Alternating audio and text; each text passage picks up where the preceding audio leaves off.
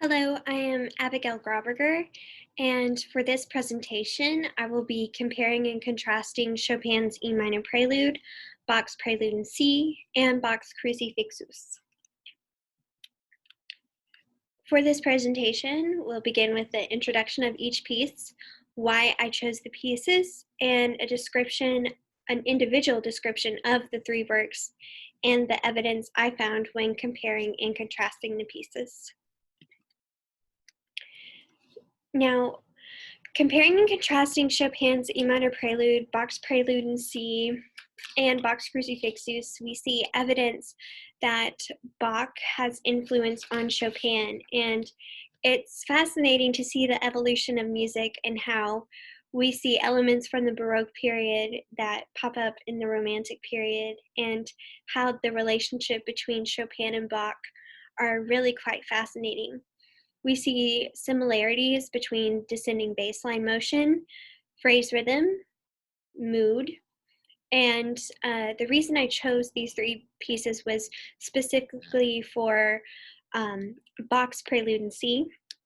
I do a unit with my 4th and 5th graders, being an elementary music teacher, and we go over the Baroque period, and Bach is great for talking about the Baroque period, and his music is perfect for showing the students elements of Baroque music, especially with ornamentation and embellishment and things of that nature. To begin, we'll look at Bach's Prelude in C. We see within the first phrase, Bach transitions from C major to G major, and we see this within the modulation of the 6/6 inverted chord to the 2/6 within G major. Now, what's interesting about Bach's prelude is it is in C. We see the foundation right here. It's stable. It's on a 1 chord. It's not inverted. And we know that that is our home key. That is our foundation. Our ears are pleased and happy, and that's just the way it is. So let's listen to a little bit of it.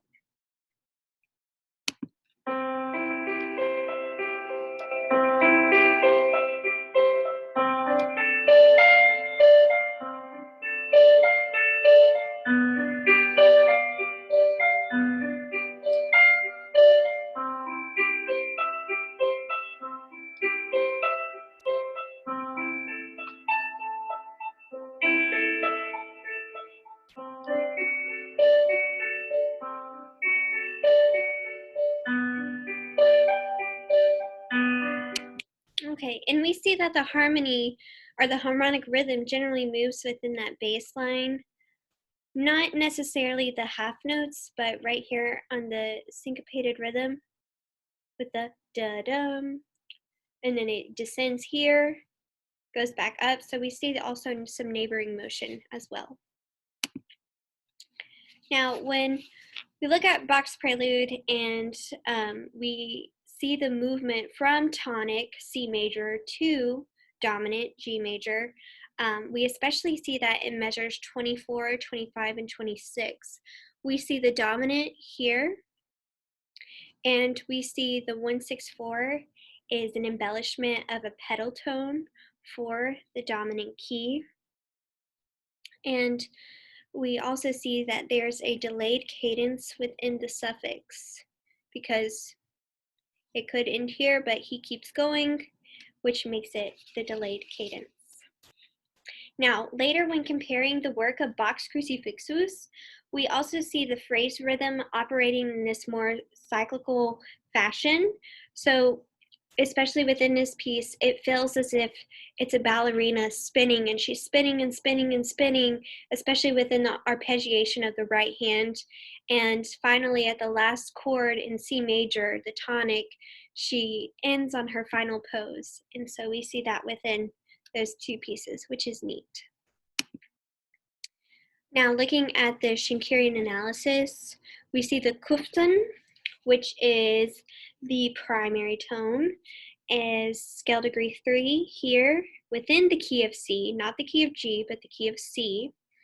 and that Kufstein descends at measure 34 to scale degree 2 here on the dominant. Dominant's before that. This is a pedal of the dominant. And then on scale degree 1, which ends on that perfect authentic cadence.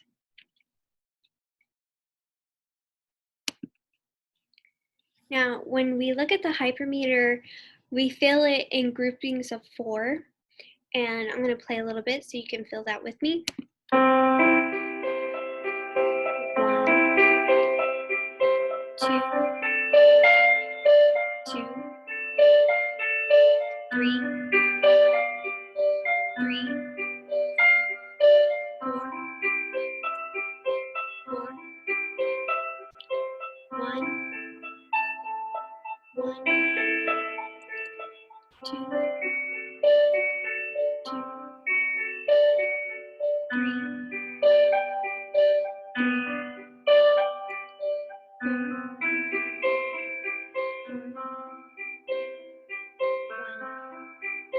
So we feel the strong pulses on those ones on that tonic.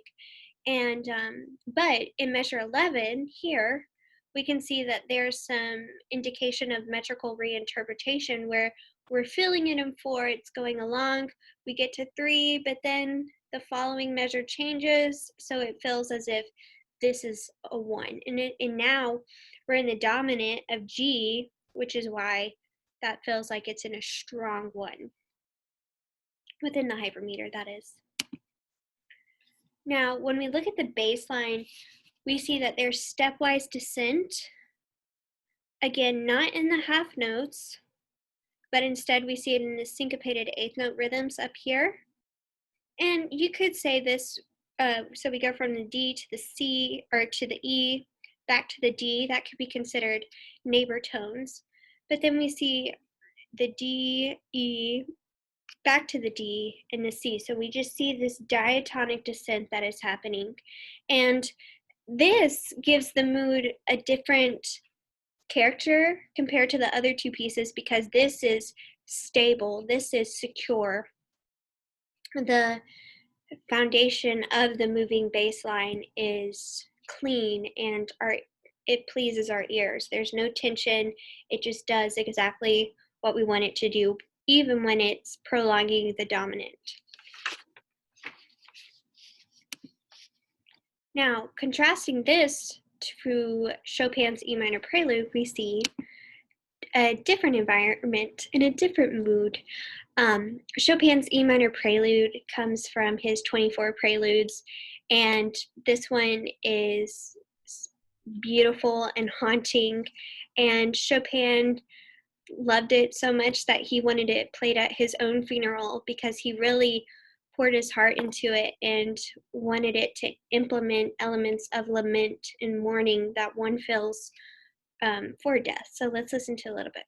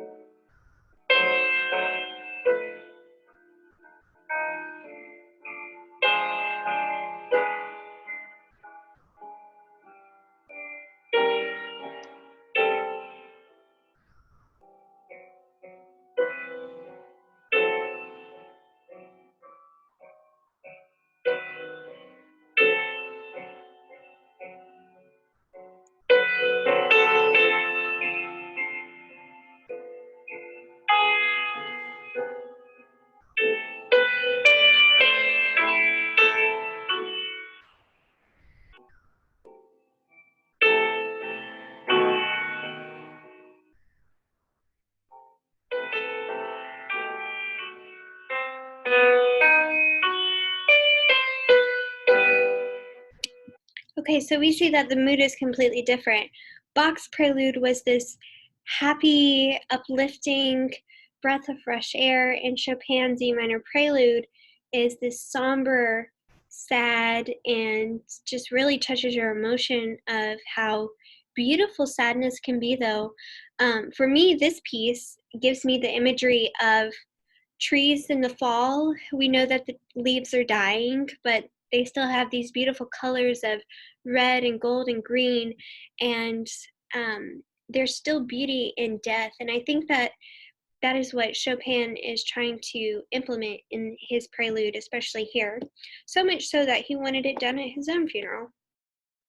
And here, rather than being in C major, we are in E minor, and it's unstable here at the 1-6. It's interesting that he begins with a pickup, and then that pickup lands, yes, on tonic, but it's unstable because it's not in root position. And so he creates this tension by prolonging that tonic, which establishes the haunting melody that we get within this piece, and it's really quite beautiful. Now, unlike Bach's prelude in C, almost the entirety of the piece consists in primary tonic harmony.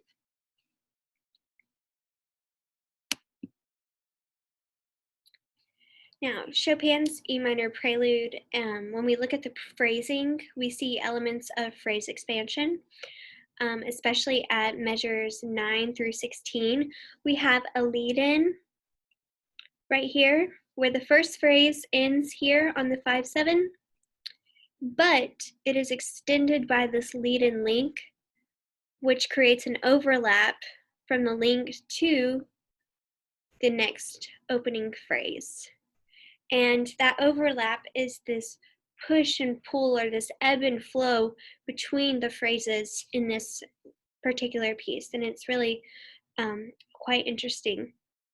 It's similar to the overlap that we see in measures 19 of Bach's prelude.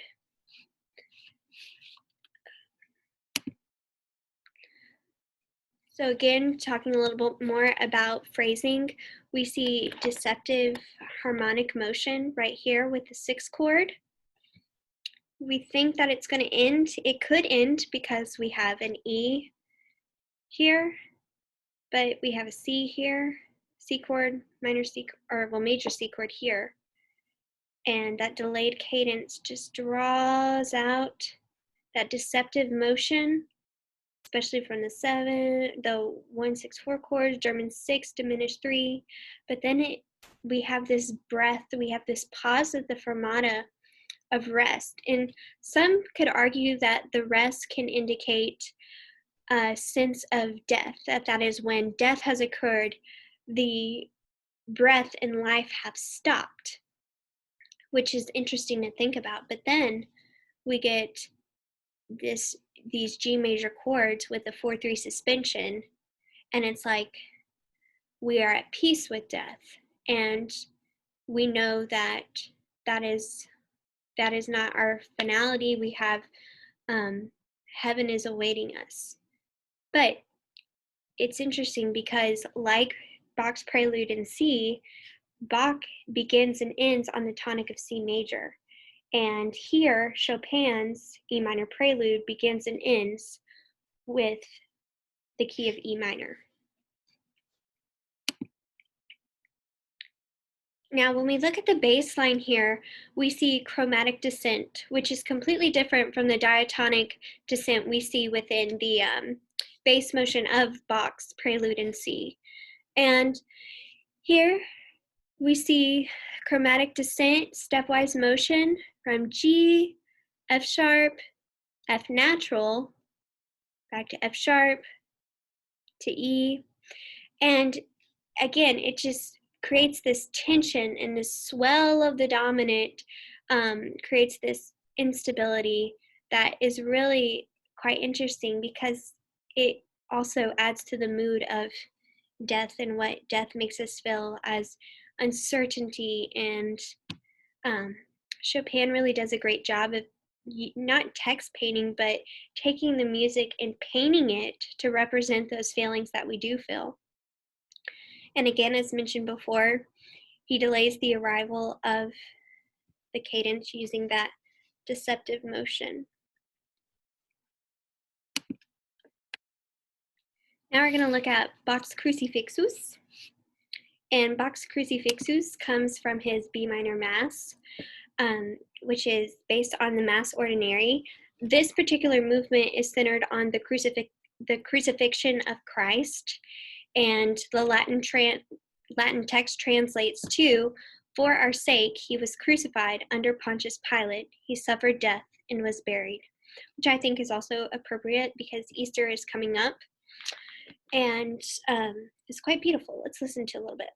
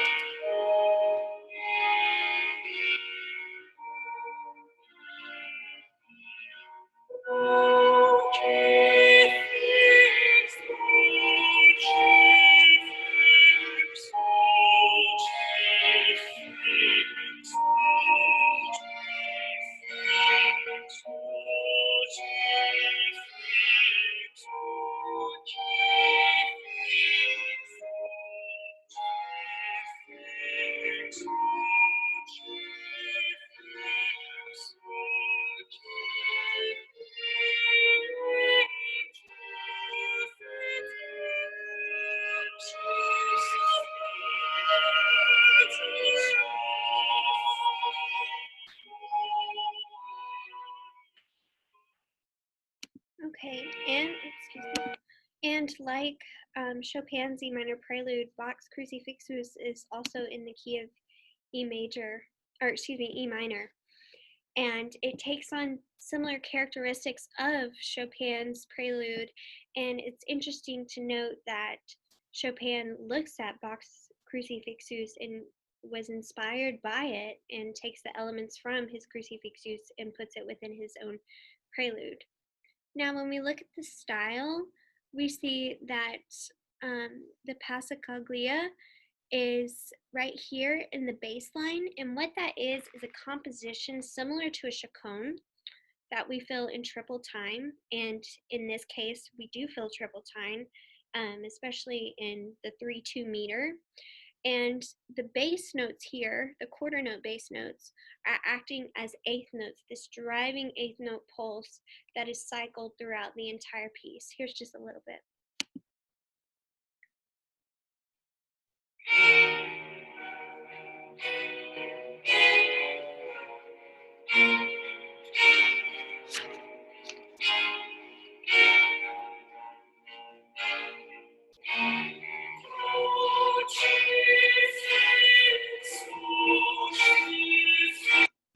Okay, so, and like Bach's Prelude in C and Chopin's E minor Prelude, we get this sense of circular movement, but rather than seeing it in the instrumentation, we see it in the polyphony between the voices. So when one phrase finishes, let's say in the soprano line, then the altos pick it up, then the tenors pick it up, and then the bass picks it up, and it's cycled through again and again.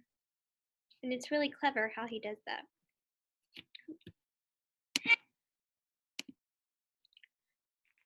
Now, looking at the phrase rhythm, we see phrase expansion here, just as we did in Chopin's Prelude and Bach's Prelude.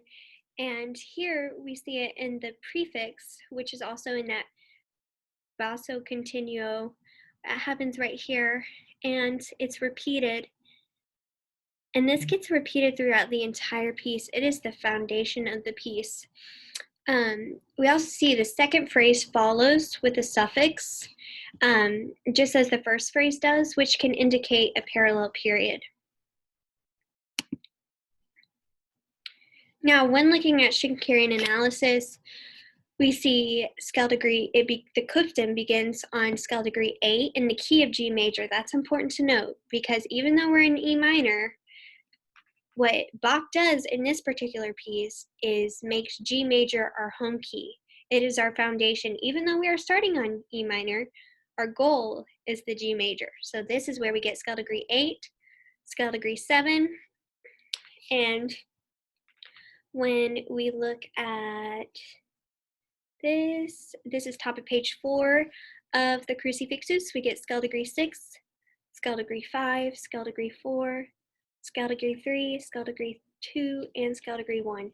And this melodic descent is happening in the soprano line. And again, the bass is trucking along with those eighth note pulse, and the soprano line is just soaring over it. And it's very pretty to see the contrast between those two. Now, looking at similarities and differences, we see that ultimately all three pieces are quite similar in their own way. They are slow in tempo. The works include large, elongated phrases that include some sort of phrase expansion. And the two preludes are similar in their own way, but it's interesting to see the E minor prelude compared to the Crucifixus because you see more similarities than contrasting elements. And of course, the Crucifixus is the only vocal movement that has instrumentation. The other two are keyboard pieces.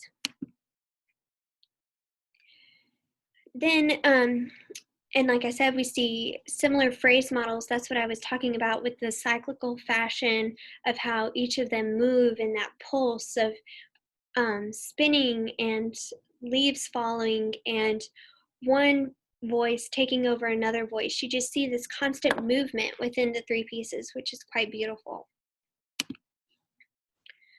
Again, we see phrase rhythm and phrase expansion. We also see this, the Crucifixus, again, begins on E minor, but ends on G major. It has this happiness at the end, like Christ has died for us, our sins are atoned. It's a sigh of relief, it's fresh air. Unlike Chopin's E minor prelude, where we have a complete stop, as if death has occurred, and then G major chord with a 4/3 suspension goes back to the E minor, which begins and ends on that E minor tonic, rather than going to the dominant. Now, we see elements of phrase expansion, as mentioned before. We see delayed cadence between the two preludes. And we also see a transition which occurs at the end of the Crucifixus, which leads us to the next piece of the Mass. And it's really interesting to see how those expansions affect the music. Now, what's interesting though is each of the Kuftens within the songs begin on a different scale degree. For example, Bach's Prelude in C begins on scale degree 3. Chopin's E minor Prelude begins on scale degree 5. And Bach's Crucifixus begins on scale degree 8. But this begins on scale degree 8 in G major, which is the dominant of the key we initially started in. And these two pieces, the preludes, end on the tonic of the key that we started on. So they begin and end in the same key. And the Crucifixus is the only one that ends on the dominant. Now, when we look at the bass line between the notes, we see that there's this descent happening in each one, whether it's chromatic or diatonic, and the bass line plays a character to the songs. Because the Bach's prelude is diatonic in nature, it is uplifting and solid and stable, unlike Chopin's and Bach's Crucifixus, which is chromatic and dwells on the dominant before arriving on that tonic.